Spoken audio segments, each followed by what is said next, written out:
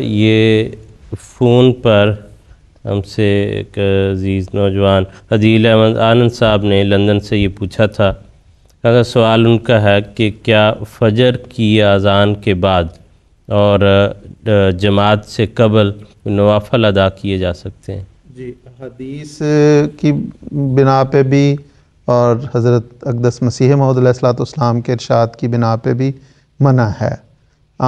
حدیث میں تو واضح طور پہ آتا ہے، حضرت ابو ہریرہ رضی اللہ تعالیٰ عنہ کی روایت ہے کہ نہا رسول اللہ صلی اللہ علیہ وسلم عن صلاتین، دو نمازوں سے حضور صلی اللہ علیہ وسلم نے منع فرمایا ہے، بعد الفجر حتی تطلع الشمس، کہ فجر کی طلوع ہونے کے بعد، یعنی فجر کی اذان ہونے کے بعد سورج کے طلوع ہونے تک صرف فجر کی نماز کی دو سنتیں اور دو فرض کے علاوہ کوئی نماز نہیں۔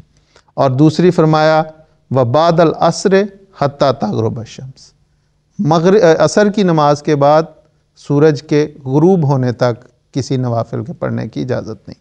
حضرت اقدس مسیح موعود علیہ الصلوۃ والسلام کی خدمت میں ایک سوال عرض کیا گیا کہ حضور نماز فجر کی اذان کے بعد دوگانہ فرض سے پہلے اگر کوئی شخص نوافل ادا کرے تو جائز ہے یا نہیں؟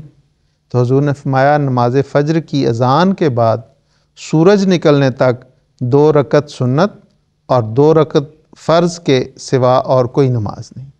تو واضح فرما دیا۔ حدیث میں ایک واقعہ یہ بھی آتا ہے کہ حضور صلی اللہ علیہ وسلم فجر کی نماز پڑھ کے واپس نکلے ہیں تو حضور نے دیکھا کہ کوئی شخص نماز پڑھ رہا ہے، تو حضور نے فرمایا کہ فجر کی نماز کے بعد نماز نہیں کوئی ہوتی سورج نکلنے تک۔